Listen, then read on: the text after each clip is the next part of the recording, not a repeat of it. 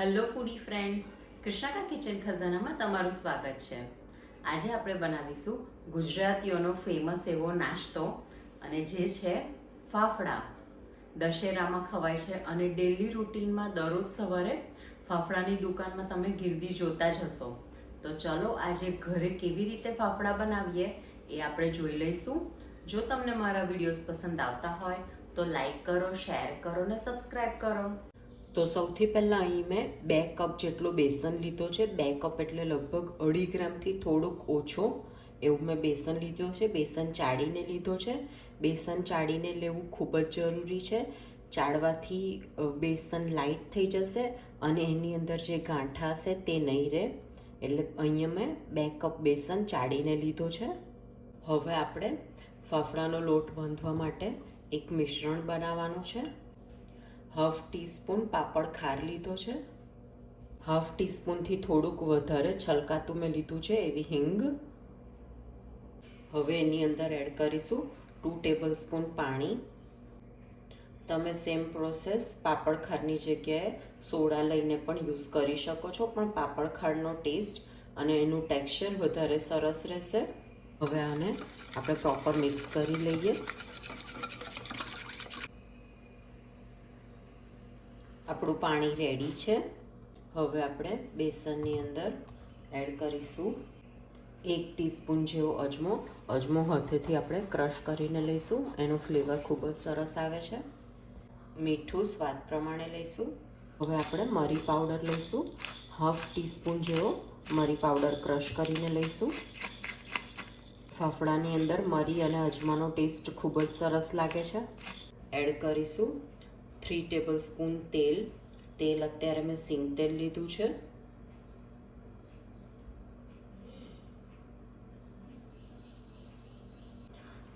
હવે લોટની અંદર પ્રોપર આપણે બધું મિક્સ કરી લઈશું. તેલ અને મસાલા પ્રોપર લોટમાં મિક્સ થઈ ગયા છે. હવે આપણે જે હિંગ અને પાપડ ખારનું મિશ્રણ બનાવ્યું હતું એ અંદર એડ કરી લઈશું. હવે આપણે મિક્સ કરી લઈએ લોટમાં. હવે આપણે 1-2 ટેબલ સ્પૂન પાણી અંદર એડ કરતા જઈશું. બેસન છે એટલે પાણી એકદમ ધ્યાન રહીને આપણે એડ કરવાનું છે, નહીં તો તરત જ ચીકાશ આવી જશે. એટલે આપણે પહેલાં 2 ટેબલ સ્પૂન પાણી એડ કરી લઈશું, પછી જરૂર પ્રમાણે આપણે પાણી એડ કરતા જઈશું. ઓલરેડી 2 ટેબલ સ્પૂન પાણી આપણે હિંગ અને પાપડ ખારવાળું કરીને એડ કરેલું છે. અત્યારે બીજા 2 ટેબલ સ્પૂન એડ કર્યા છે, તો ટોટલ 4 ટેબલ સ્પૂન પાણી મેં અત્યારે લીધું છે. બીજા હવે 2 ટેબલ સ્પૂન પાણી એડ કરી રહી છું.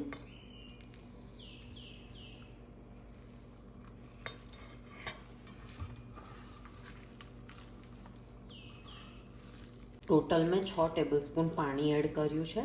લોટ આવો થોડોક ચીકાસવાળો જ લાગશે. હવે આપણે પ્રોપર એને 2 થી 5 મિનિટ સુધીને એને મસળવાનું છે. લોટને પ્રોપર મેં 2-5 મિનિટ સુધીને મસળી લીધો છે. હજુ પણ થોડીક ચીકાશ છે. હવે આપણે એની અંદર એડ કરીશું 1/2 ટેબલ સ્પૂન જેટલું તેલ. હવે તેલ લઈને આપણે પ્રોપર એને મસળી લઈશું. જો હવે મેનેજ થાય એ રીતનો એક ડો ફોર્મમાં આવી ગયો છે અને એનો કલર પણ થોડોક લાઇટ થઈ ગયો છે. હવે આપણે ડોને પ્રોપર મસળી લઈશું હાથેથી. આવી રીતના આમ ખેંચવાનો અને ભેગો કરવાનો, ખેંચવાનો. એ રીતના આપણે 2 થી 5 મિનિટ સુધીને ફરી હાથેથી આવી રીતના મસળી લઈશું, જેથી ખૂબ જ સરસ એની ઇલાસ્ટિસિટી આવી જાય.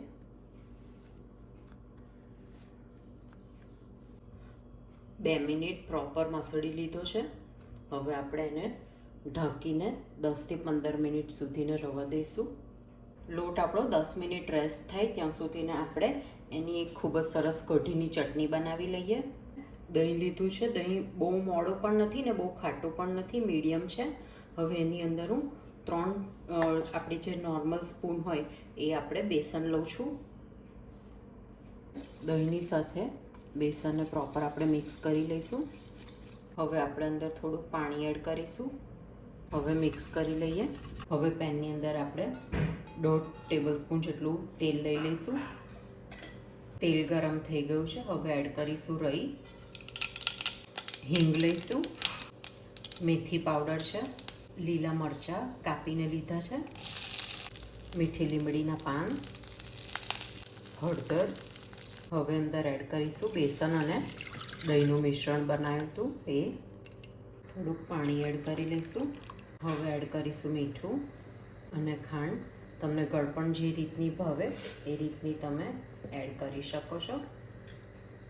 હવે કઢીની અંદર લમ્સ ના રહે એટલે આપણે કોન્સ્ટન્ટ એને હલાવતા રહેવાનું છે. કઢી સરસ ઉકળીને બેસન ચડી ગયું છે તો આપણી કઢીની ચટણી રેડી છે. હવે આપણે બનાવીશું પપૈયાનું છીણ.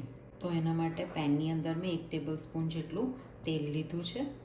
પપૈયાનું છીણ બનાવતા પહેલાં આ તેલની અંદર આપણે આવી રીતના જે મોટા મરચાં આવે છે એ શેકી લઈશું.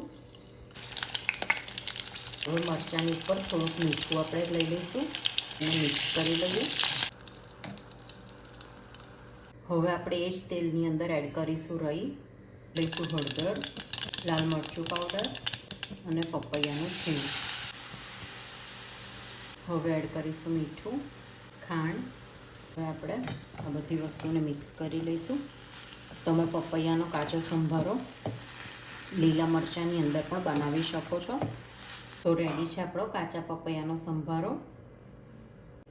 હવે અહીંયા મેં ફ્લેટ બોટમ પેન લીધી છે, એની અંદર મેં તેલ ગરમ થવા રાખ્યું છે. હવે ચલો આપણે ફાફડા કેવી રીતે વણવા એ જોઈ લઈએ. હવે લોટને બધે 10-15 મિનિટ થઈ ગઈ છે. તો સૌથી પહેલાં આપણે એને પ્રોપર એક વખતે મસળી લઈશું. લોટ આપણો સરસ મસળી ગયો છે. હવે આપણે ફાફડા વણવાનું સ્ટાર્ટ કરીશું. તો સૌથી પહેલાં બોટમની અંદર એક ભીનો ટુવાલ કર્યો છે. હવે એની ઉપર આપણે લાકડાની વસ્તુ રાખીશું. અત્યારે મેં ચોપિંગ બોર્ડ લીધું છે. જો તમારી પાસે ચોપિંગ બોર્ડ ના હોય તો તમે પાટલી પર પણ અથવા તો થાળીની પાછળ જે ફ્લેટ સરફેસવાળી થાળી છે એ થાળીની ઉપર પણ તમે ફાફડા વણી શકો છો. હવે આપણે લાકડાની સરફેસ ઉપર તેલ અપ્લાય કરવાનું નથી.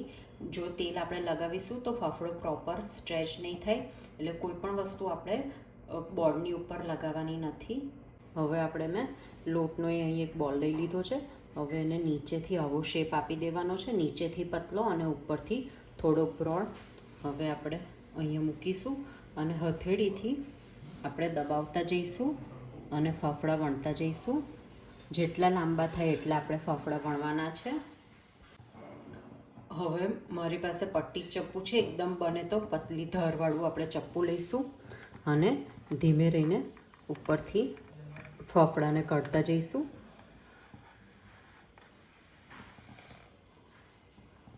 ફાફડો આપણો એકદમ રેડી છે. હવે આપણે એને ફ્રાય કરીશું.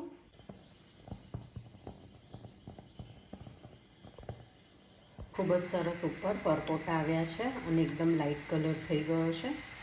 આપણે મીડિયમ ફ્લેમ ઉપર જ ફાફડાને તળવાના છે. ફાફડો તળી ગયો છે. બેસનને તળતા બહુ જ ઓછી વાર લાગે છે. ફરી એક વખત આપણે ફાફડા વણવાનું જોઈ લઈએ. હવે રીતના જે પતલો પાર્ટ છે એ નીચેની સાઈડ આવશે. હથેળીની મદદથી આપણે એને દબાવતા જઈશું અને આગળ ખેંચતા જઈશું. હવે ચપ્પુથી આપણે એને બોર્ડ પરથી કાઢી લઈશું. એકદમ સરસ પતલો ફાફડો વણીને રેડી છે. હવે આપણે એને ફ્રાય કરીએ.